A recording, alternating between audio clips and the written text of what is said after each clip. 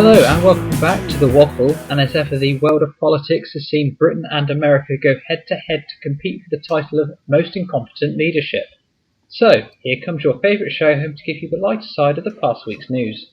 First up, a former champion who has not appeared on the show since the season opener way back in 2015. With places still up for grabs in the grand finale, she'll be keen to get the win today to boost her chances of reclaiming her crown. Please give it up for the ever wonderful Jennifer Roberts.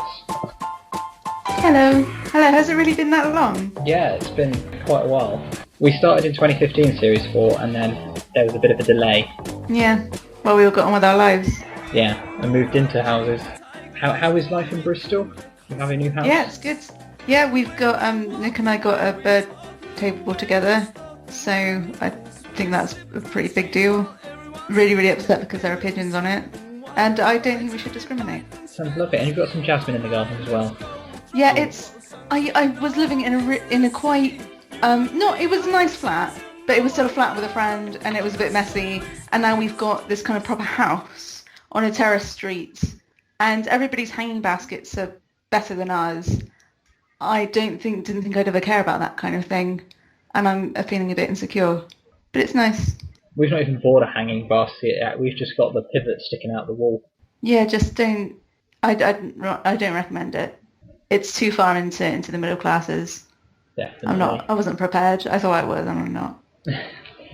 Good to have you back. Next up, a guest who has not been on the show since 2014. Madness. Shortly to be attending the British Summertime Festival with myself, it is of course Richard Jones.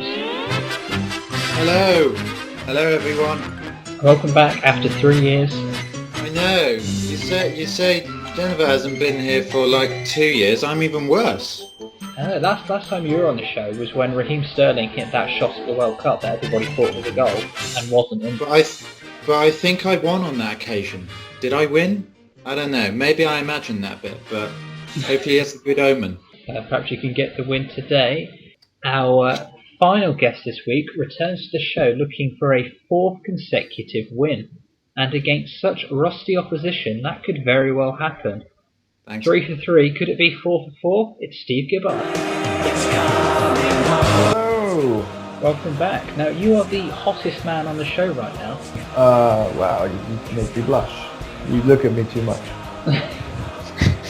Try not to be offended here. No, I'm alright, this is good, this is alright. I'm not, Jennifer is a former winner and Richard Jones is not. Yeah. No, I think Stanley won that one, mate. Nice try, though. You did all right. I won once. I'm pretty sure I've won once before. It was a shock comeback in the final round because it shocked even Mac. That's why it was memorable. Somebody's touchy about their victory, aren't they? They are. He's very possessive. I have to cling on to the little things now. Yeah, you couldn't hold a marriage. Ooh. Wow. That's a low blow so early in the show. Steve's on -1. Yeah. So we better start with some questions before there's a riot. So, question 1. Adele cancelled her final 2 shows at Wembley after damaging her vocal cords. It's gone down really well with some of her fans. So let's have other last-minute cancellations. Steve, chance to get points back. Yes. I found something that I shouldn't laugh at, but I really laughed at it. And I don't know why. It's probably because I'm cynical. A singer or a music artist called Brian Harvey. He took a lot of time out of music and tried to revive his time in the music industry with a UK tour when he had to put it on hold because he ran himself over after falling out of his own car. So he admitted he ate too much baked potato and whilst being sick he fell out of the car and had some serious spinal injuries after running himself over in his car, which is probably greater than any Amy Winehouse drug-related story. That is like the one fact everybody knows about Brian Harvey, isn't it? I don't know anything more about Brian Harvey up to this point. That's probably the Brian Harvey. He was in East 17 and he ran himself over. That is literally all anybody can tell you. No one else knows about Iron. No one knows if he's come back. No one knows if he's better. We just know he just fell out of his car in 2005.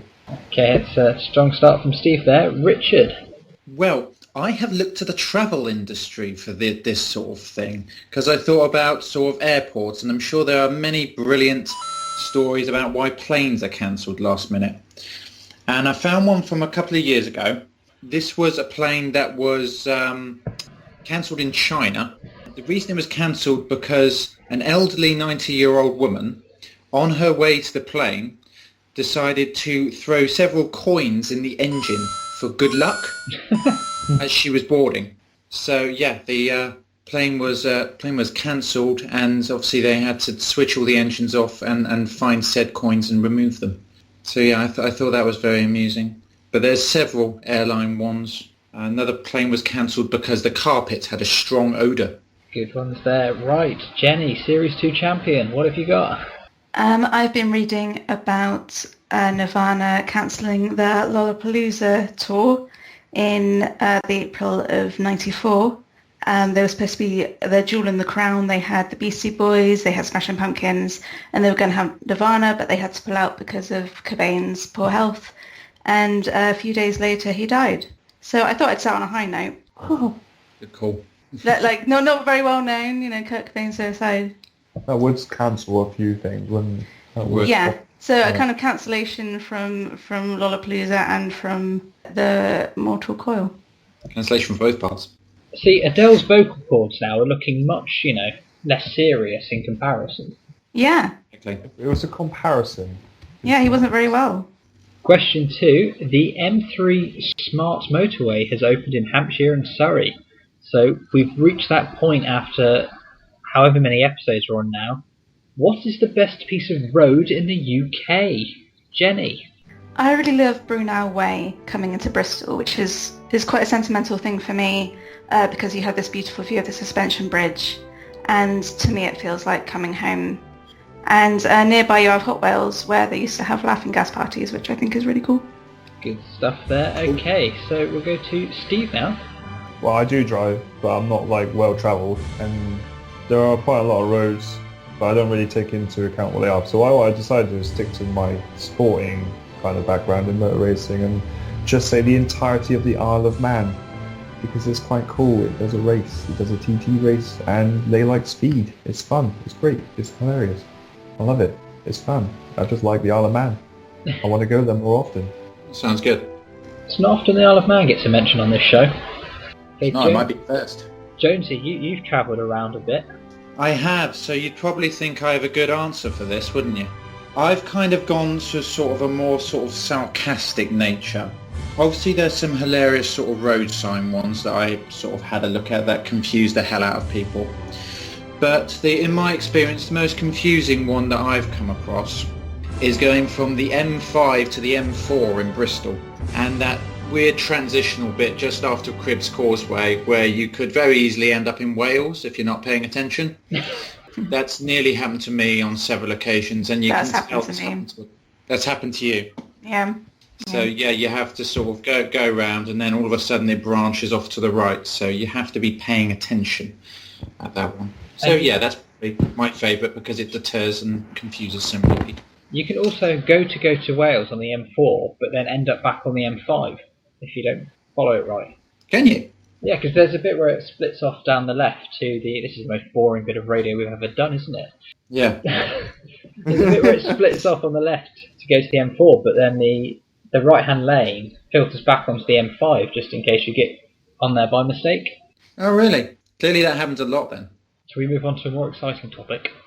We could do, or we could carry on talking about this. I mean, it's up to you, man. Yeah. Maybe we'll save this for a bonus podcast. Yeah. Roads of Britain. The extra hour. Jumping back a week now, Johnny Depp alluded to the Lincoln assassination at Glastonbury by asking how long has it been since an actor assassinated the president?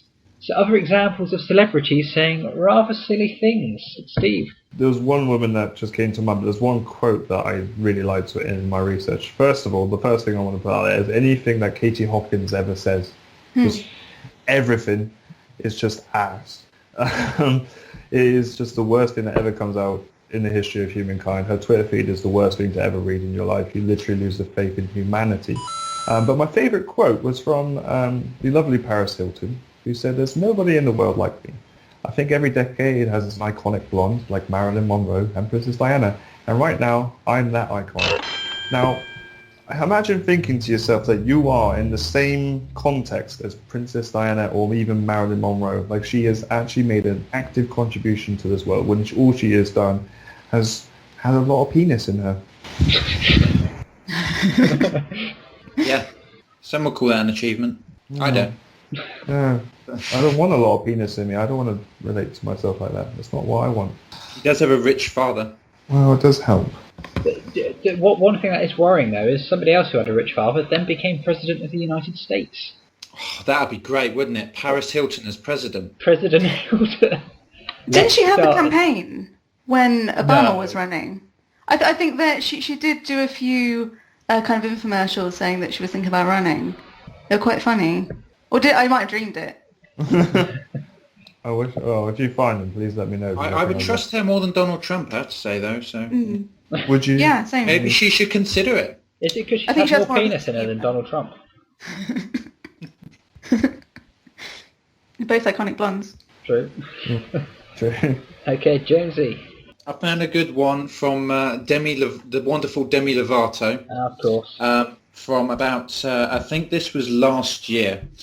She was asked by a reporter to name her favourite dish. And Demi clearly didn't get the question completely because she went on to describe her favourite dish. And she described a mug. And the reason she liked it, because she liked the way it could hold a lot of coffee, sort of thing. And she liked the shape that it was. That's valid. So that's, technically it's not a wrong answer. But I don't think that's what the reporter meant. But yeah, she went on to describe in detail a mug while reporting live. So that was a big cup of coffee is all I need for breakfast. It's tea for me, but yeah. Jenny, silly things celebrities have said. I wanted to take the opportunity to say that Morrissey doesn't represent all vegans. Because he said a lot of stupid things about veganism, and I don't really mind if people, if celebrities compare themselves to Princess Diana and Jim Morrison or rank their sexual partners. I think that's all entertaining and good, but it's when celebrities try to become a mouthpiece for a political movement or a lifestyle. I do understand that you might want to use your voice and use your platform to do good, but Morrissey said that Chinese people are a subspecies because of their human rights record, and that's because of their animal rights record, pardon me. And discussing China's animal rights record isn't that difficult a subject. I think everybody can pretty much agree that animal rights in China aren't great. Like, there are some topics you don't want to touch with somebody else's severed arm, but I'm really worried that I'm a vegan and I like the Smiths, and I'm worried that people are going to think that I think Chinese people are a subspecies, and that was just such a stupid thing to say. That Morrissey just happens to be a vegan who happens to be an idiot. Didn't know Morrissey had that much influence anymore. It worries me. It worries me that he might. Vegans don't have that great. We don't have that great PR anyway. We need all we can get. No, but it did. You know, there used to be a stage where, like, if you knew a vegan, you would know about it. So. Yeah. Yeah. I've shared that with all of you now. Turns out we now know that somewhere. Yeah. Everyone has some sort of person that sort of is with them, but they do not want to represent them. Like in Britain, it would be Katie Price. But yeah. You know, and I'm thinking. I worry all people in the world think that's what British people are like. Yeah, and I'd really like Lily Allen to be quiet about politics, about left-wing politics. I think she's not helping.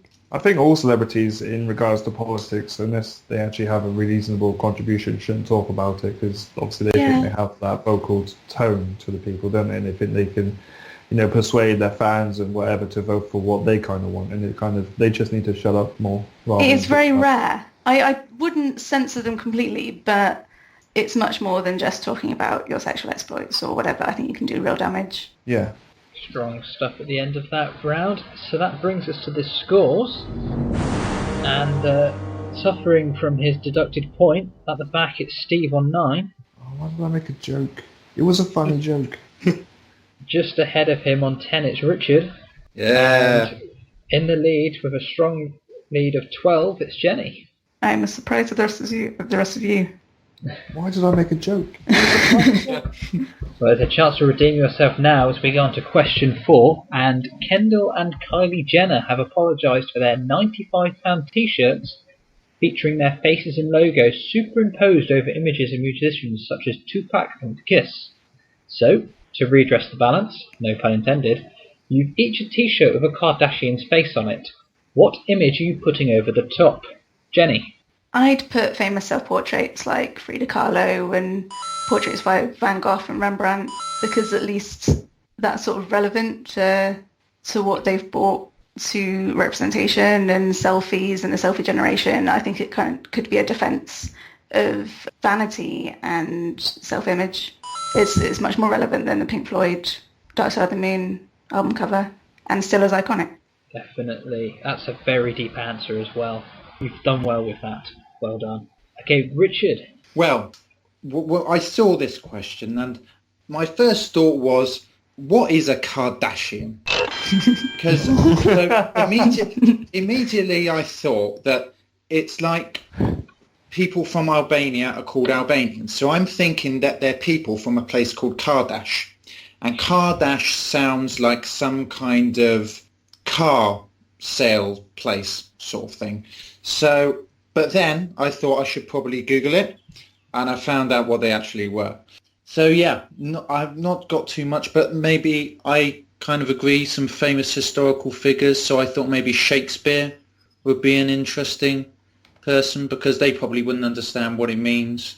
Yeah, some famous historical figures to maybe educate in some form. Okay, and Steve. You got a load of gags up your sleeve for this one?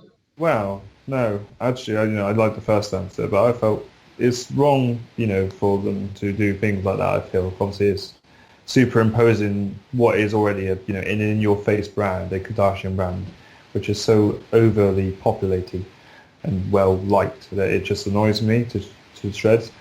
So I was thinking there's no reason to cover a Kardashian with anything other than just something plain white and disposing of the image altogether, making it a plain white tee, which is often quite fashionable these days. I was just thinking sort of to suggest that something should go on top of what is a social turd, so to speak.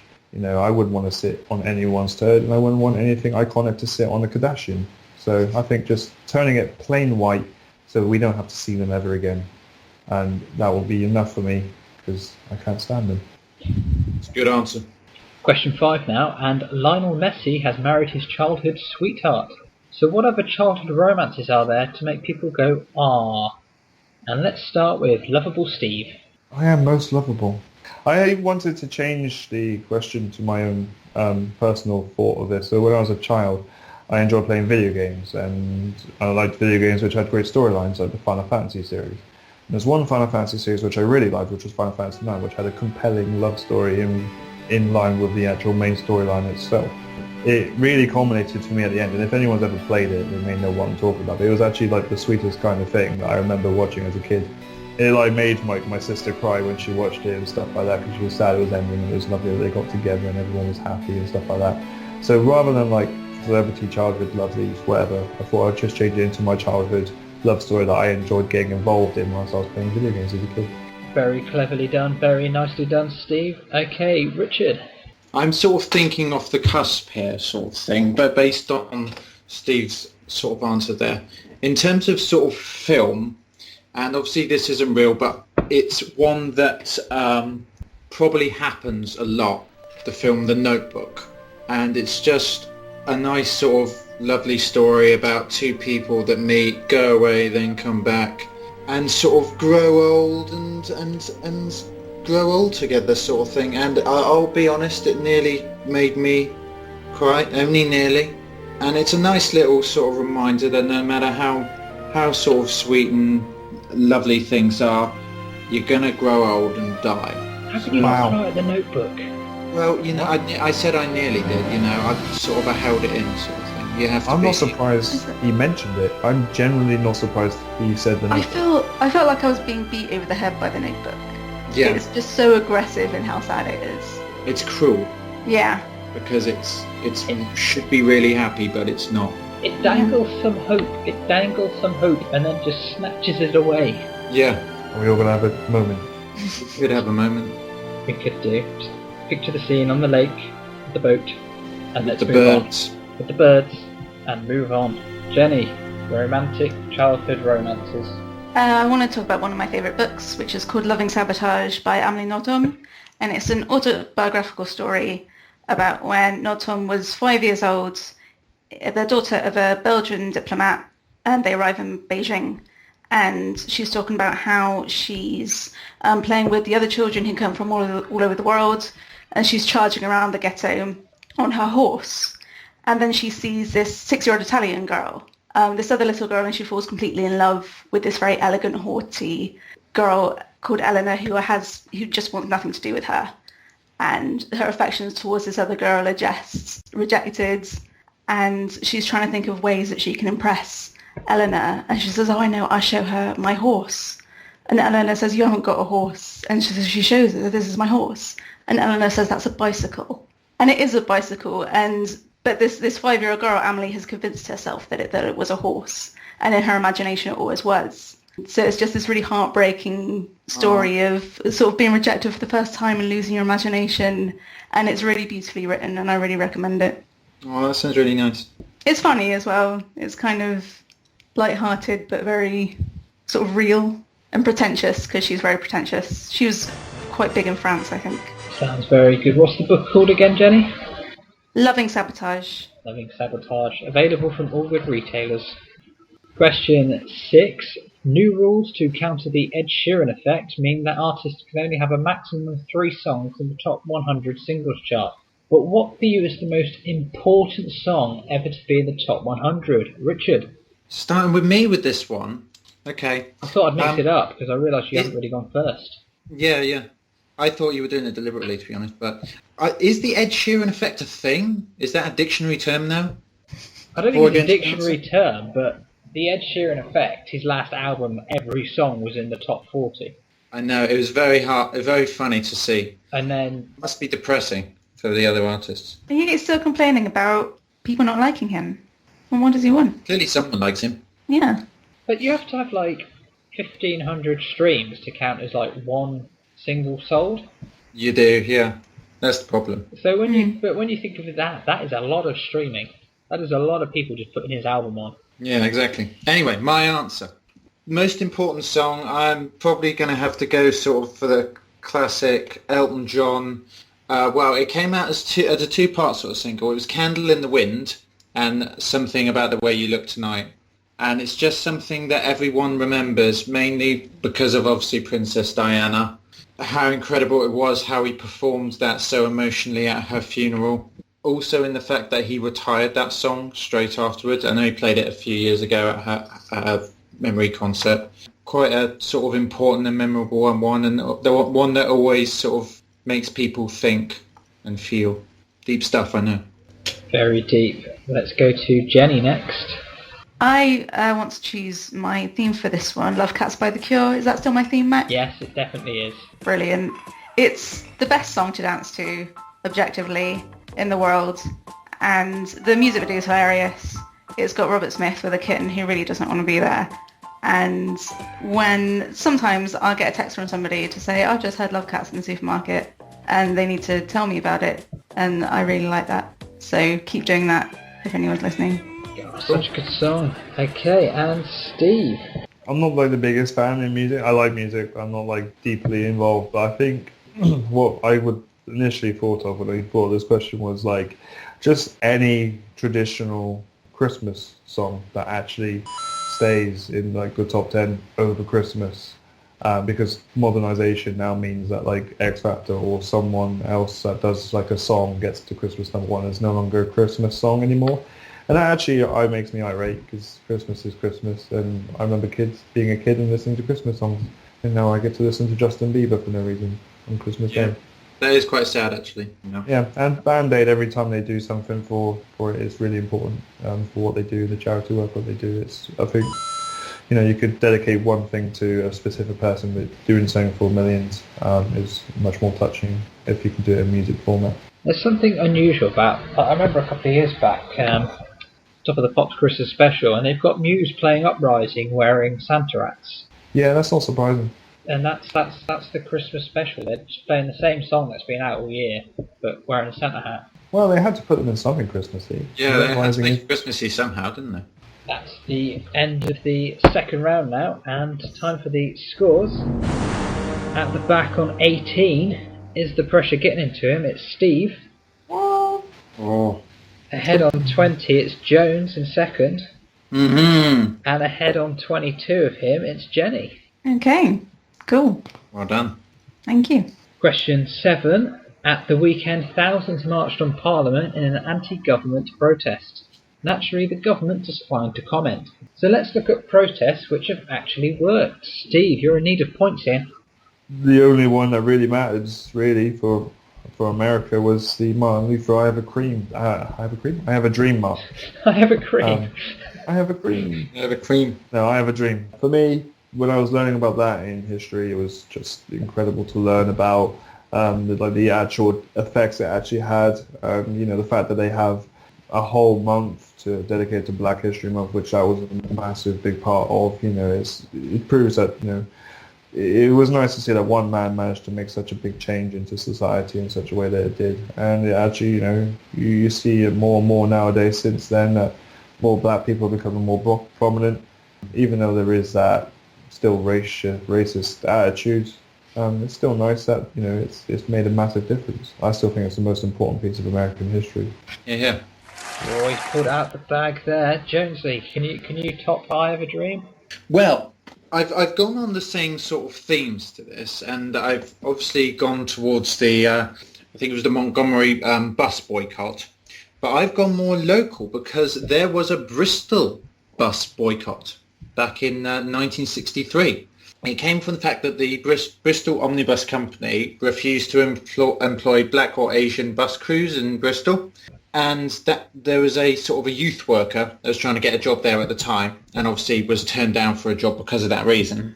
Anyway, there was a boycott that lasted around 4 months, and people refused to use the buses in Bristol until they changed their stance.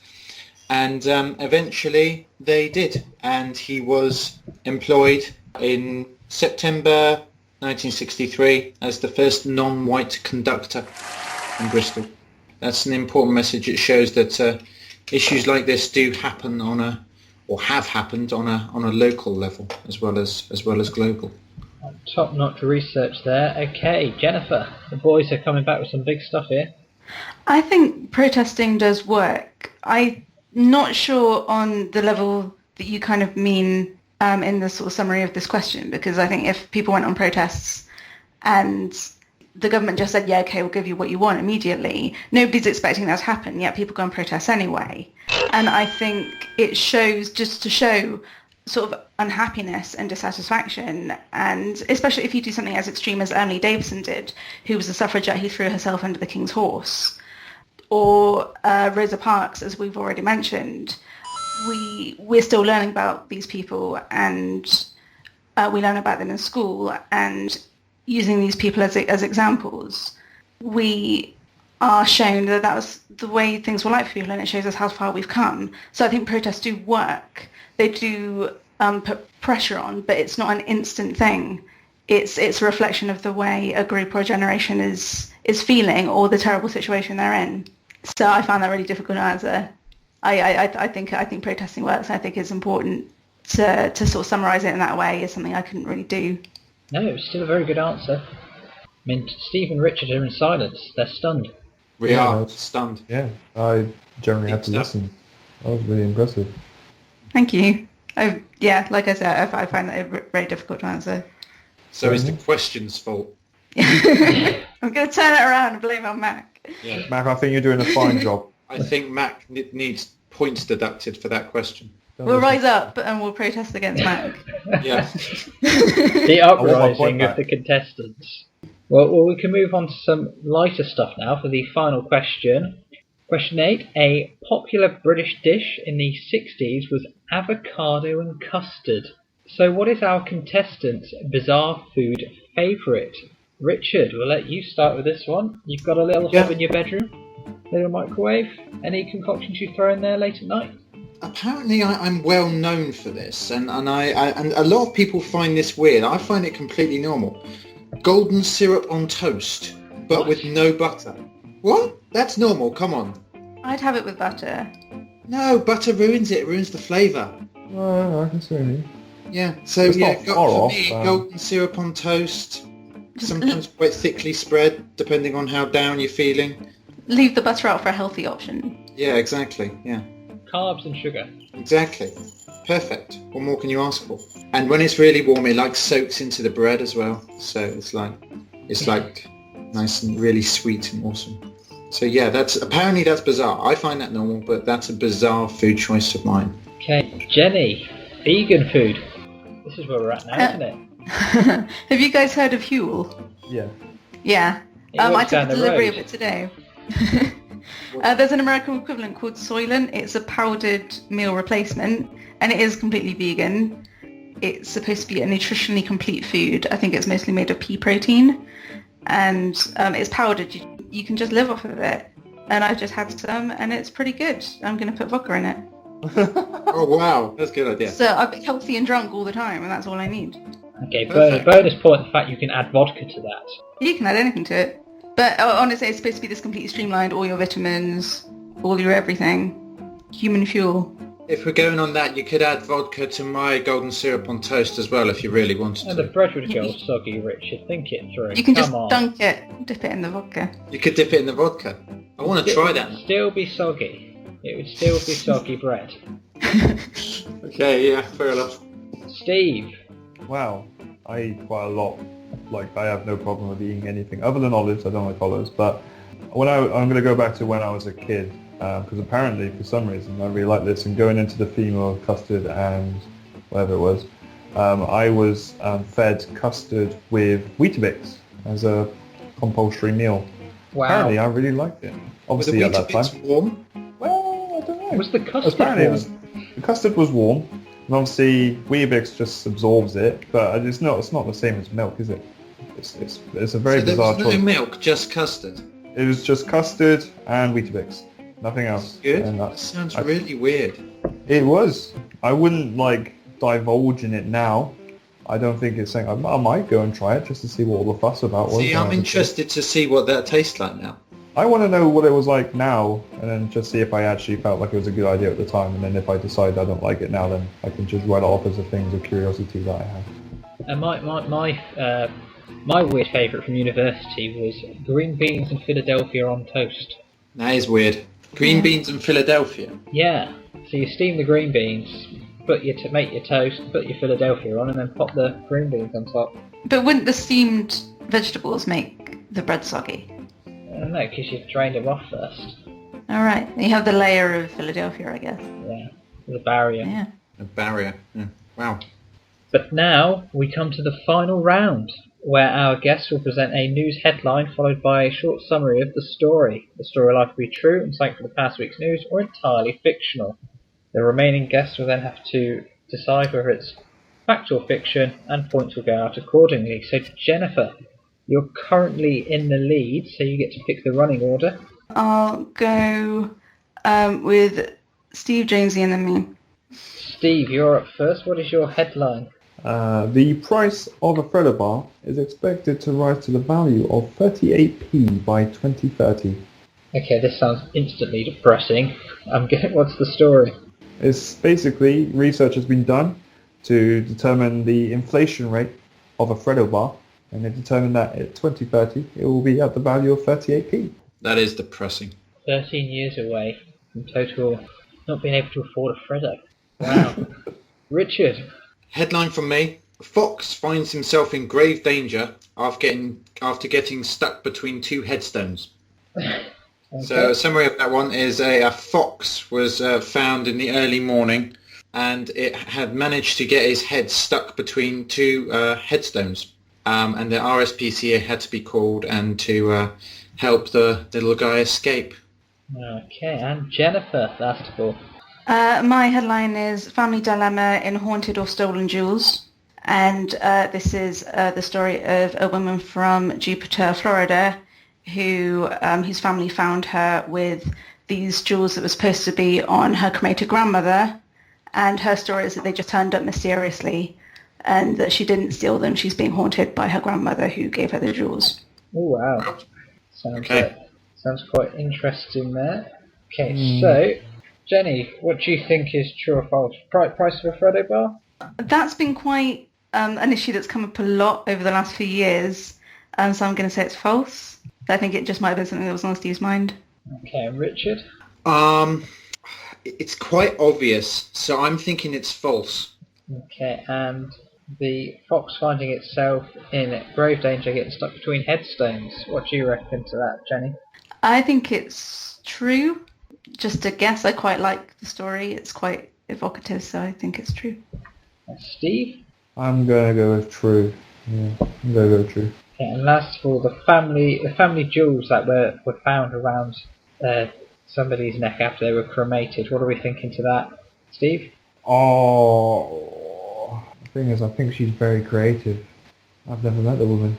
False. False. Okay, Richard, what are you going for? Well, that sounds a very American thing to happen, doesn't it, really? That sounds very, very, very believable and very much a thing that someone in America, someone might think they could get away with.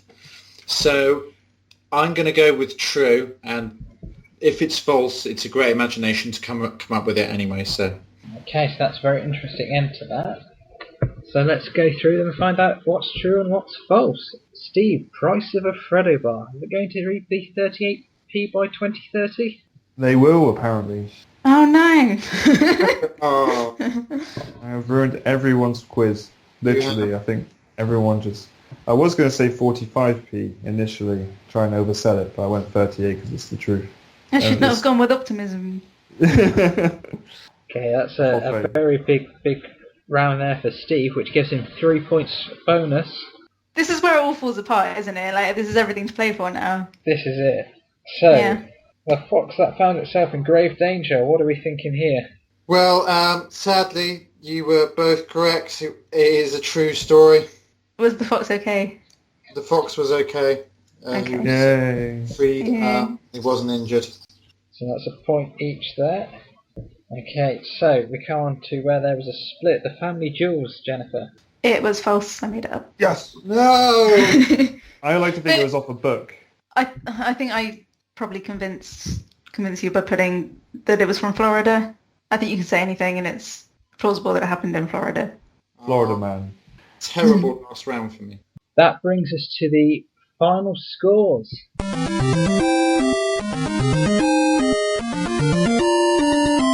On 31, it is Richard. Thought so. My last round let me down. That last round let me down. In second place, on 33 points, it's Jennifer, Well, thank you very much, gentlemen. which It was a fun means game. on 35 and becoming the first ever person to win 4 in a row, thanks to that smashing final round, it's Steve Gibbard. Thank Very you. well indeed. And you started on Bravo. -1. Yeah, it was with the points deduction as well. Let me have to tell 2 really bad jokes at the start of every quiz now, just to give them a chance. To make it more challenging. Thanks. It was a good game, and I really enjoyed a lot of those answers. A lot of them. This means, Steve, that you'll be going into the final with the chance to make it 5 for 5. That's a lot of pressure, Max. Shut up. You're in uncharted territory. Nobody has ever won 4 in a row. It's a lot to think about, Max. There's a lot going on here, mate. So after that spectacular final round, Steve, he has everything in the final at this point, with a potential record-breaking 5 for 5 wins to come. Meanwhile, When for you- Richard and Jennifer, still a chance to possibly make the final, but it's looking difficult, guys. Yeah. To get it Yeah. together. Yeah, I know. I need to appear again. There's only 2 shows remaining before the final, so who will make it on there? Well, we'll have to see. We'll be back hopefully next week. Richard and I are off to a festival at the weekend, and maybe he'll Yeah. just buy me loads of drinks to try and win the next show. Who knows? Maybe he will. Thank you Right, for that's it. listening, and have a lovely week. Goodbye. Bye. Bye. Bye. Bye. It's been a pleasure, guys. See you in the next 2 years. Yeah.